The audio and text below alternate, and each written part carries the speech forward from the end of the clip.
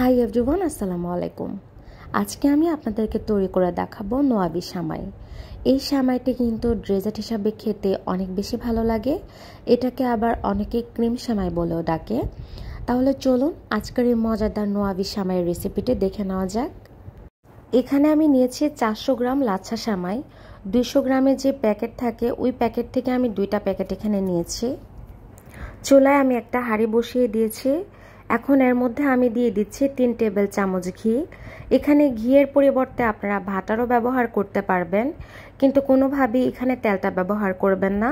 আর এই ঘিয়ের রেসিপিটা আমি আমার পেজে অবশ্যই আপলোড দিব। এই ঘিটা আমি বাসায় তৈরি করেছি।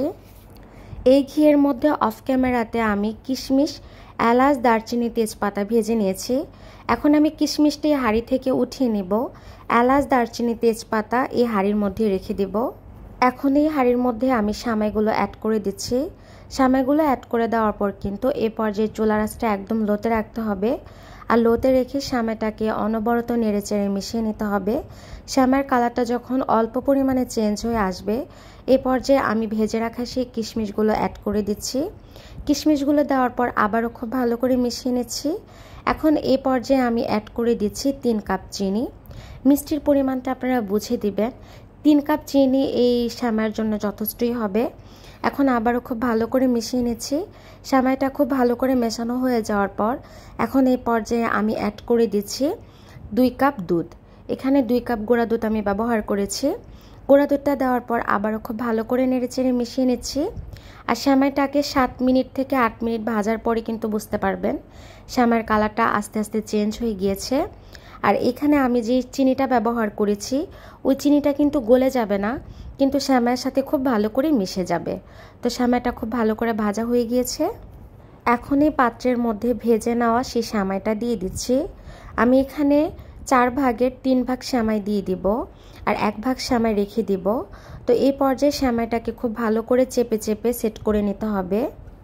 সামাইয়ের ভেতরে ফিলিংটা তৈরি করার জন্য এখানে আমি 3 কেজি দুধকে খুব ভালো করে জাল করে 1 কেজি করে নিয়েছি। এখানে আমি 1 কেজি পরিমাণে লিকুইড গরুর দুধ নিয়েছি। আর এখন এই দুধটাকে আমি একদম জাল করে ঠান্ডা করে নিয়েছি। এখন ঠান্ডা দুধের মধ্যে আমি সবগুলো উপকরণ দিয়ে দিব। সবার প্রথমেই দিয়ে দিচ্ছি কাস্টার্ড পাউডার 2 টেবিল চামচ, কর্নফ্লাওয়ার 2 টেবিল চামচ। যদি আপনাদের হাতের কাছে কাস্টার্ড পাউডার না থাকে সেক্ষেত্রে আপনারা এখানে 4 টেবিল চামচ কর্নফ্লাওয়ার অ্যাড করে দিতে পারবেন। এখন এর মধ্যে অ্যাড করে দিচ্ছি 1 কাপ পরিমাণে কনডেন্স মিল্ক। এখন এই সবগুলো উপকরণ একসাথে খুব ভালো করে মিক্সড করে নিচ্ছি। মিক্সড হয়ে যাওয়ার পর এখানে আমি অ্যাড করে দিচ্ছি 4 টেবিল চামচ গুঁড়া দুধ। এখানে অবশ্যই গুঁড়া দুধটা ব্যবহার করবেন। গুঁড়া দুধ দেওয়ার পর আবারও খুব ভালো করে মিক্সড করে নিচ্ছি। মিক্সড হয়ে যাওয়ার পর এখন এই পর্যায়ে আমি চুলার আঁচটা জ্বালিয়ে দিব। আর চুলার আঁচটা জ্বালানোর পর কিন্তু অনবরত নেড়েচেড়ে যেতে হবে, আর না হলে কিন্তু নিচ দিকে পুড়ে যেতে পারে। আর চুলার আঁচটা আমি লোতে রেখেই অনবরত নেড়েচেড়ে যাচ্ছি। আর একটা সময়ের পর আস্তে আস্তে বুঝতে পারবেন যে দুধে যে মিশ্রণটা আছে এটা ঘন হয়ে যাচ্ছে। আর আমি ঠিক যতটা ঘন চাচ্ছিলাম ঠিক ততটাই ঘন হয়ে গিয়েছে। এখন আমি মিশ্রণটাকে নামিয়ে নিব, কারণ এটা ঠান্ডা হয়ে যাওয়ার পর আরও বেশি ঘন হয়ে যাবে। আমি যে সামাইয়ের লেয়ারটা তৈরি করেছিলাম, এখন এই সামাইয়ের লেয়ারের ওপর যে মিশ্রণটা তৈরি করেছি সেটা গরম থাকা অবস্থায় ঢেলে দিচ্ছি।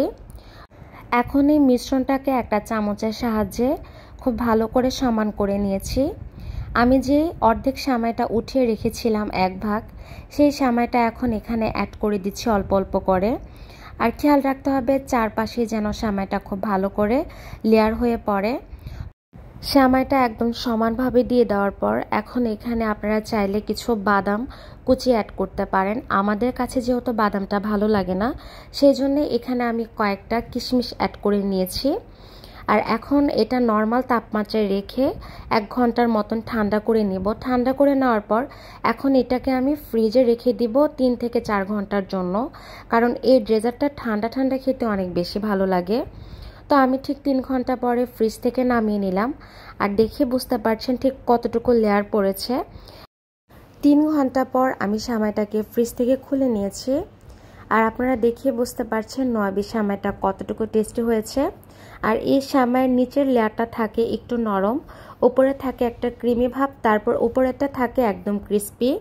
আর এই সেমাইটা খেতে অনেক বেশি ভালো লাগে। আশা করি আমার আজকের রেসিপিটি আপনাদের কাছে ভালো লেগেছে। আমার এই রেসিপিটি ভালো লেগে থাকলে অবশ্যই আমার পেজের পাশে থাকবেন। সবাই ভালো থাকবেন, সুস্থ থাকবেন। আল্লাহ হাফেজ।